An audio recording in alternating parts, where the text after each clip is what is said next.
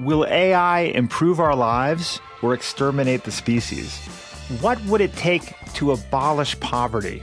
Are you eating enough fermented foods? These are some of the questions we've tackled recently on The Next Big Idea.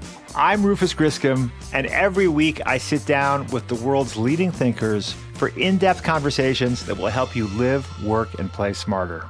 Follow The Next Big Idea wherever you get your podcasts. I'm Tomer Cohen, LinkedIn's Chief Product Officer. If you're just as curious as I am about the way things are built, then tune into my podcast, Building One. I speak with some of the best product builders out there. I've always been inspired by frustration. It came back to my own personal pain point. So we had to go out to farmers and convince them. Following that curiosity is a superpower. You have to be obsessed with the human condition. Listen to Building One on Apple Podcasts or wherever you get your podcasts. Depending on where you are at in your career, which generation you are a part of, you may have the experience of what the workplace was like before technology really hit the workspace. And even though it's evolving so quickly, you are likely going to be needed in the workplace a whole lot longer than you may want to be working, because you're going to be the person that is going to have to bridge the gap when the tech stops working, because tech always stops working. Hey, I'm Kwame Christian, and you are about to step into the world of Negotiate Anything, the #1 negotiation podcast in the world, where we teach you how to make difficult conversations easier while getting more of what you want in the process. Each episode is packed with practical tips and strategies from the experts. We delve into negotiation, conflict resolution, and leadership skills that are crucial in both business and in life. Whether you're closing a deal, managing a team, or navigating personal relationships, Negotiate Anything provides you with the tools you need to succeed. Our conversations are real, relatable, and most importantly, rooted in practicality. So if you're ready to transform your conversations and elevate your negotiation skills, join me on Negotiate Anything. Subscribe and listen on Apple Podcasts, Spotify, or wherever you love to listen. Let's make every conversation a winning negotiation.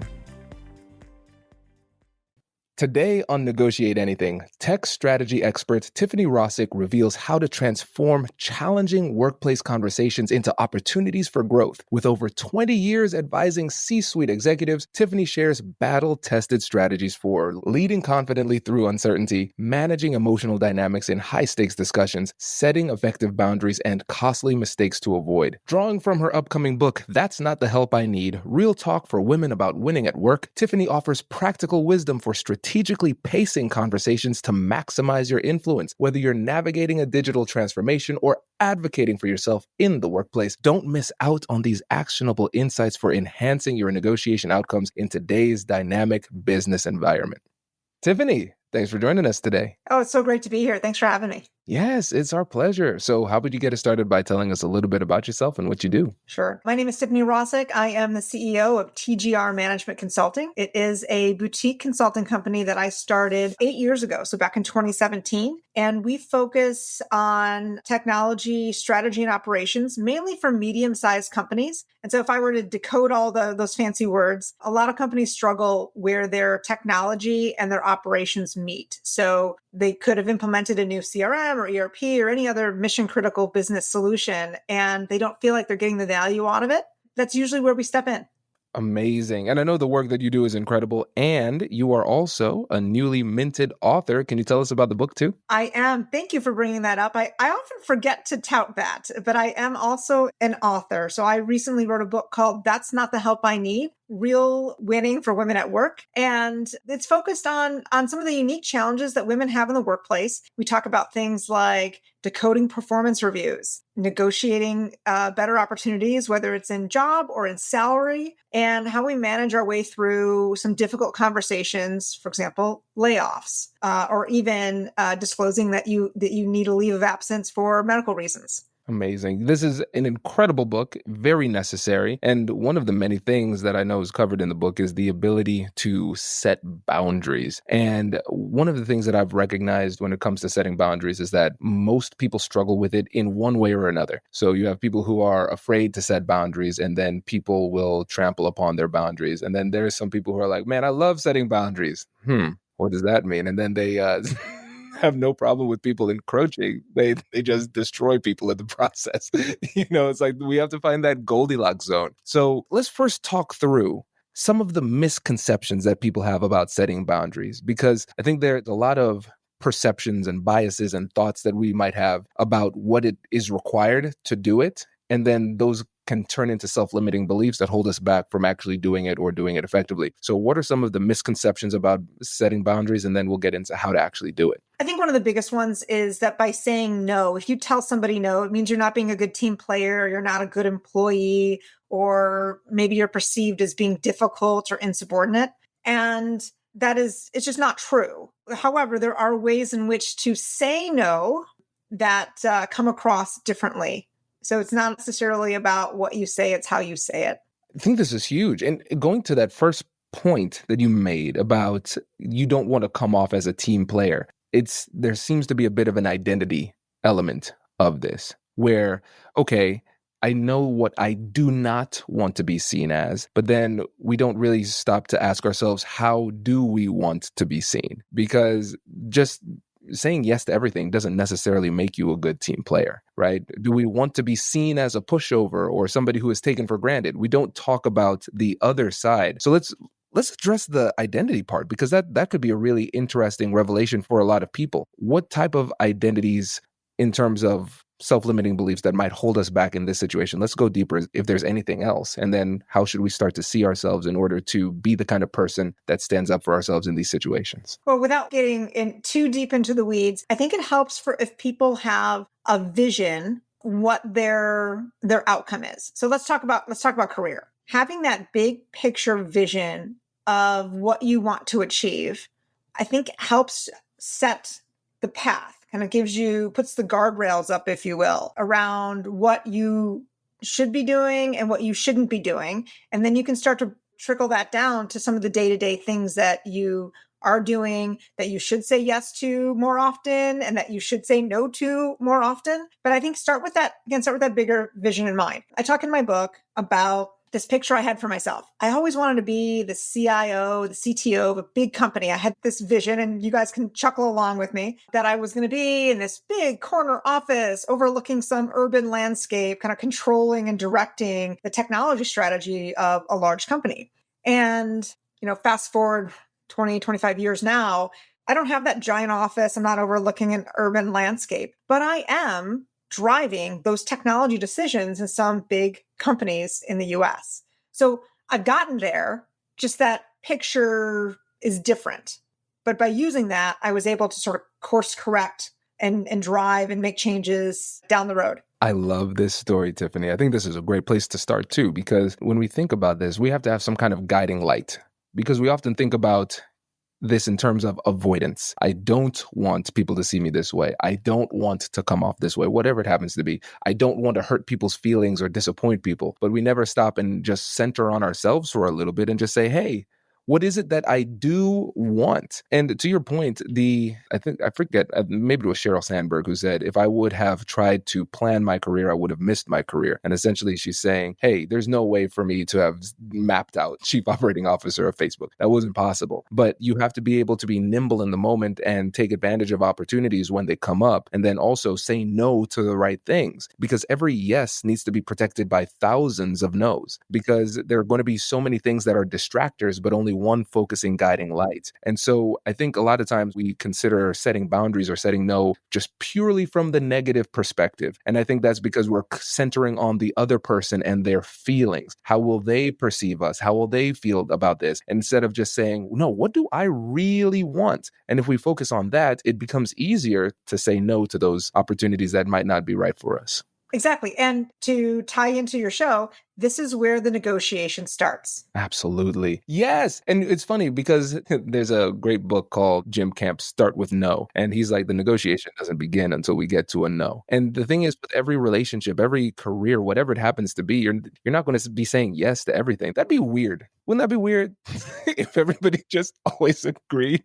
That would be some kind of dystopian type of weird situation. That's just life. And once we just embrace it as part of life, then we start to get a lot more clarity. opportunity. And the thing is too, Tiffany, sometimes the opportunity, the relationship, the current career path just isn't for us. And by saying yes when we should be saying no, we are extending our time in the wrong position. So if a relationship might have to break or a position that you're currently in might need to change, I think it's better for us to figure that out sooner so we can start putting ourselves on the track for what our lives are actually supposed to be like. 100%. Yeah. I mean, this is career advice, but it's starting to sound like dating advice, honestly. Well, let's bring it back to a little bit. Let's bring it back to the negotiation practice. Right? One of the negotiation tactics that I really love to use, that I bought in on, and it's not for everybody, and there's a bunch of different ones out there, is BAT, right? It's a mutual gains approach to negotiation. And really, it starts with preparation. It's where I am spending time thinking about what it is I want out of a situation or an opportunity, right? And again, if it's a career, what's the big picture? What are you working towards? Then you're kind of drilling in on that, going, okay, I want to be that big CTO driving technology decisions. What skills do I need, right? Where am I going with those skills? And then how do I get to them? What positions do I need to hold? What projects do I need to run? What people do I need to work with, right? Now you're preparing. Yes. Right. Yeah. So the second step is where you are asking questions, you are seeking to understand. There's no judgment involved, right? You're not saying yes or no to anything, no commitment, no judgment. You're just pulling information out of whatever sources you can pull information out of in order to get to that third step, which is, what could this look like? What could I trade? What tasks do I have to do to get to the ones that I want to do, and vice versa? Yes. So, Tiffany, there was something really brilliant in there that I want to make sure that everybody paid attention to. And honestly, it's something that does not come up enough on this podcast or in general when we're talking about negotiation. And it is, we're not making any commitments at this stage. Because remember, it's easier to turn a no into a yes than a yes into a no. If I commit to something and then I say, actually, no, I can't do it, everybody's mad. But if I say, no, I can't do it, but let me think about it, and then I say yes, people can accept that, right? And check out this little role play I'm going to do with myself. It'll be fast. The mistake will be obvious. Let's see if we can catch it. Hey, Kwame, can you help me with this? Yeah, sure. Definitely. Game over. Right? Because we just commit too fast.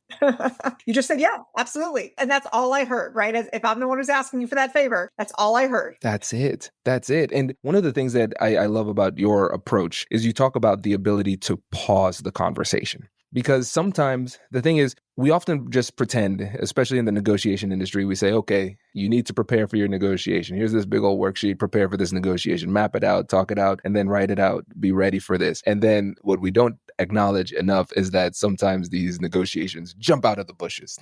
And it's like, hey, you got a second? And now you're in it, right? So we have to find a way to gather ourselves and orient ourselves. So let's talk about the ability to pause the conversation, slow down time, and inject a little bit of space between request and decision. Yes. So here's a situation that I think everybody can relate to. Somebody in your company has resigned, left, going on leave, whatever it is. Your manager comes up, taps you on the shoulder and says, hey, Mike's leaving.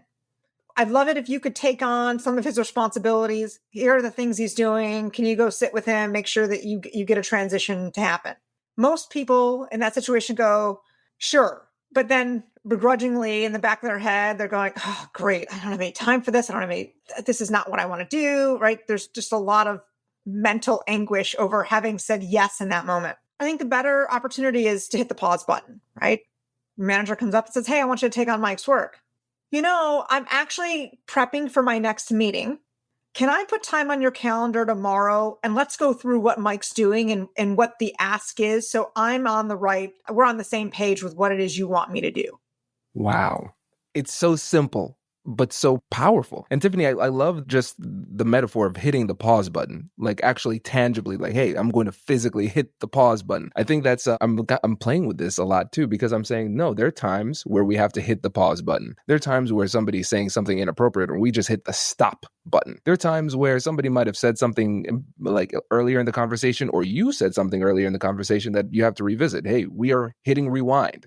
So I like the playfulness, but also how real it is, because we have to remember that we have the right to pause the conversation. I think a lot of times we feel almost this, I don't even think it's a conscious sense of obligation, but a subconscious pressure to move at the pace or urgency that is put in front of us by the other person. And then we just keep on flowing, and then they're asking for decisions when we're still very early in our process. Because a lot of times, one of these ambush types of situations, the person isn't even trying to do it maliciously. They're just desperate. They're like, hey, oh my gosh, Tiffany, I know you're great. Can you help me? Please, I'm drowning. So they've already thought through this pretty substantially. And so they are already at a decision point. And you are just at this entered my conscious awareness 7 seconds ago point. And so you still have to consider your partner. You still have to consider what you want your future to be like, orient yourself in this situation. So I think it's incredibly powerful to give people the right, empowering them to control the pace of the conversation, because sometimes we will make mistakes simply because we're going way too fast. Hello, my friends. Before we get back to today's episode, I want to ask you a question. Have you ever wondered how to elevate your team's negotiation game and how you can help the folks on your team have better, difficult conversations? At the American Negotiation Institute, we offer transformative keynotes and workshops tailored to empower professionals with top-tier negotiation and conflict resolution skills. Whether it's a keynote for your next event or hands-on training for your team, we've got you covered. Don't just negotiate. Master the art with the American Negotiation Institute. Click the link in the description to find out more. Elevate, negotiate, and succeed.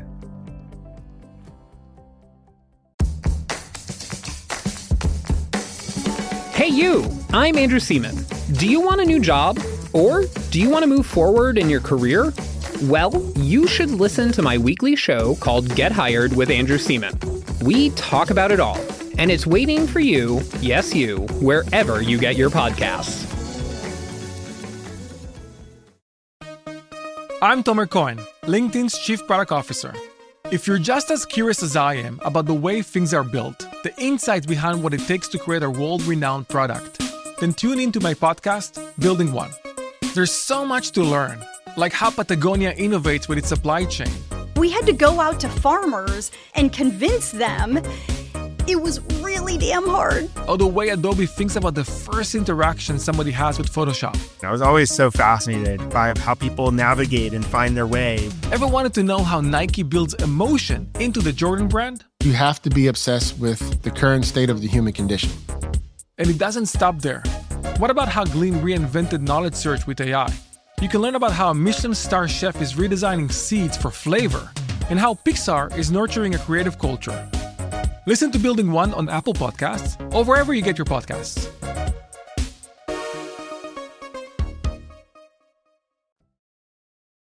And I love that you pointed out the speed and the urgency. There is very little that we do in the business world that requires an immediate response, decision, action. I mean, there may be some people, 99.95% of us. No, not true. You are so right. And then adding to that, and 99.5% of the time, we feel as though we need to come to a conclusion and an answer with this level of urgency. And sometimes it's good to move fast, but a lot of times it's good to just slow down and take some time to think. And one of the things that I've started to do is, as I'm confronted with these types of situations, is I start to ponder how long of an effect will the consequences of this decision have, right? So if I'm at a restaurant and I'm so focused on making sure that I don't have a bad dining experience, Tiffany. So I'm like, okay, we need at least 50 reviews. It needs to be at least 4 stars. So if I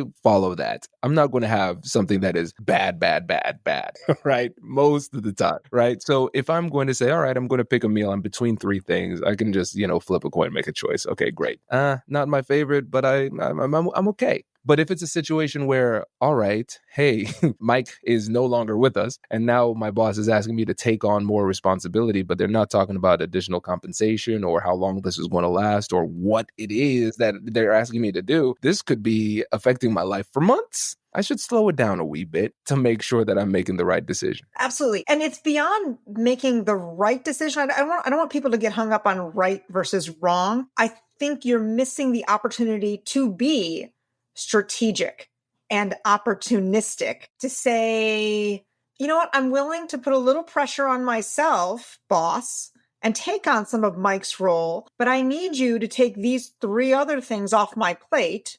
Or, right, maybe it's, I'm willing to take this on if we can talk about this in the bigger picture of my career growth and that title that I've been wanting and that promotion I've been wanting. Are we willing to recognize the skills that I'm going to develop in pursuit of that? That's amazing. Yeah, because you're right. Because once you look at it through the lens of negotiation, now we can say, hey, how can I make this more of a win-win? And a lot of times when it comes to inappropriately not setting boundaries, we're just saying, how can I help them to win at my expense, right? Because in these conversations, it's our responsibility to stand up for ourselves and advocate for ourselves. And really, it's their responsibility to do the same for themselves. So we have to be able to stand up. And I love the fact that we're talking about being strategic and opportunistic. 2 words that are very, very beneficial, to very positive, but for some reason, often negatively stigmatized. I remember, this isn't very, professional, I guess, but I was watching a reality TV show and this person was talking about another person in the game that they're like, yeah,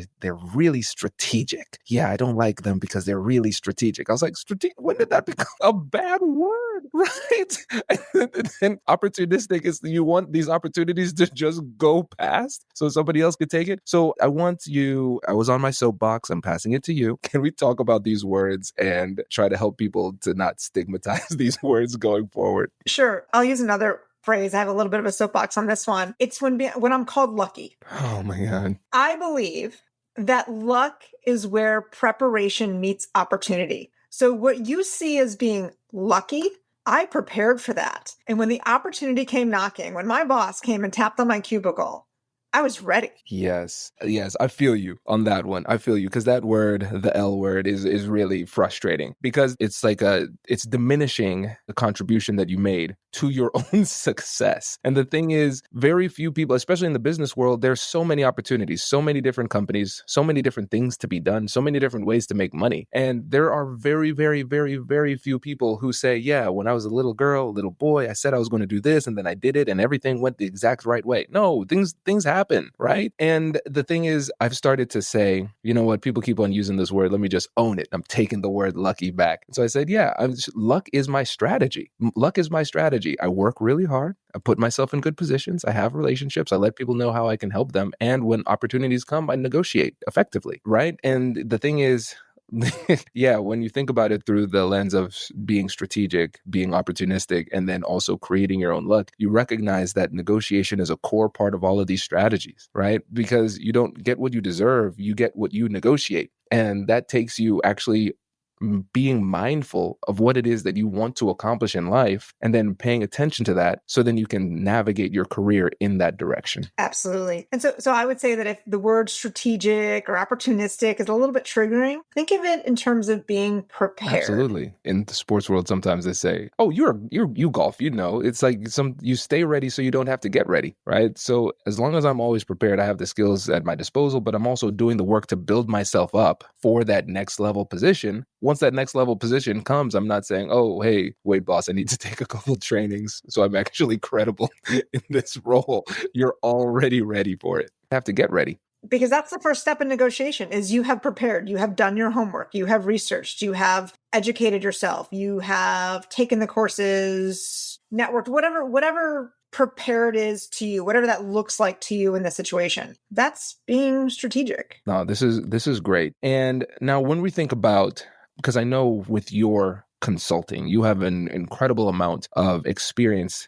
talking about the nexus between tech and operations. And right now we're in this AI revolution and people are very concerned about the direction it's going. Some people are very excited about it. And a lot of times it's a mixture of both. And sometimes companies are just so eager to put this into their company that they don't think about how to meaningfully integrate it into the systems that they already have. And so when you're working with folks and you're coaching leaders on how to have the conversations about these emerging technologies, what are some of the things that you want to make sure that people hit? I love talking about AI, so thank you for bringing this up. To me, I think AI is a great opportunity regardless of where you're at in the workplace and what your role is. And there's a couple reasons why I think this, and I'll try to be brief because we could spend a whole hour talking about AI alone. Depending on where you are at in your career, which generation you are a part of, you may have the experience of what the workplace was like before technology really hit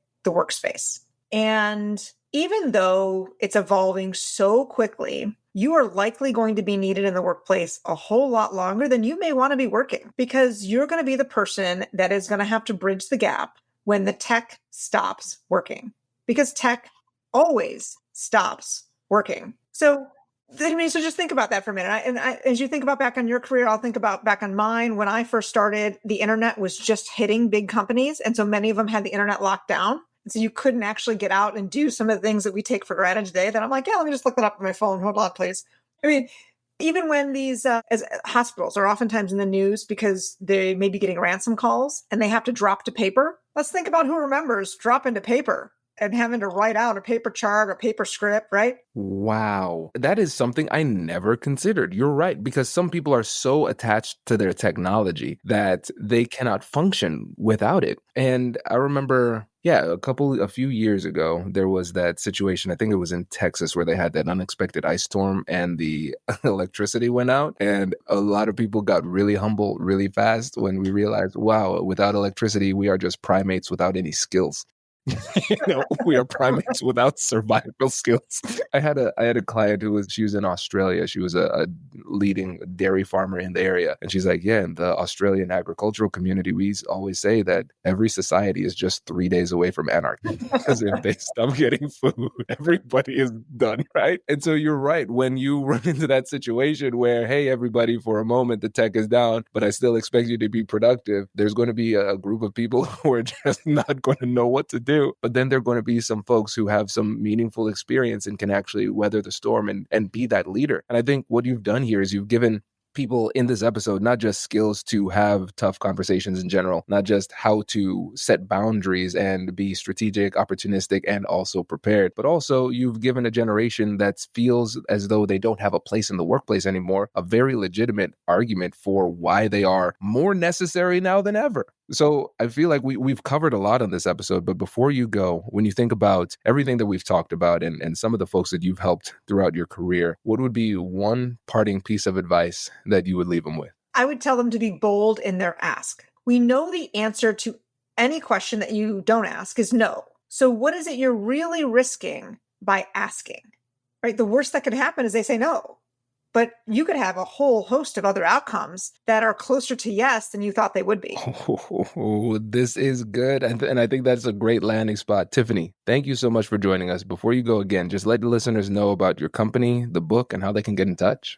Absolutely. So my company is TGR Management Consulting. You can find us out on the internet at tgrmanagementconsulting.com. If you want to follow me personally, you can find me on LinkedIn. Tiffany Rosik. You can also check out my book. You can connect to it through Amazon, or I do have a special book page, which is tiffanyrosik.com. Amazing. Tiffany, thank you so much. Really appreciate it.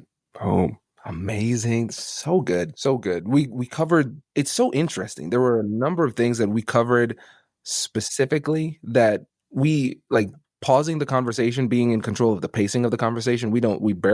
I can't think of an episode other than we had one episode on strategic silence, but like controlling the pace of the conversation, that was really unique. The ideas of being strategic, prepared, and opportunistic. Love that too, because we're blending mindset with skill set and strategy. So that was so good. Well, you were a fantastic host. I appreciated how you just sort of rolled the conversation and it just seemed seamless. Thank you. I appreciate it. Well, you made it easy. You made it easy. I appreciate you. Congratulations! You've just joined an elite club. By listening to a full episode, you're now officially on the Negotiate Anything team. So welcome aboard. What most team members do is they subscribe to the podcast because that allows them to automatically get the latest episodes of the show. The best things in life lie on the other side of difficult conversations. Keep learning, keep practicing, and keep getting better. Your relationships will improve, your career will soar, and you'll have the confidence you need to get the most out of these crucial conversations. Again, thank you for joining the team. We're excited to have you, and I will see you in the next episode. I'll catch you later.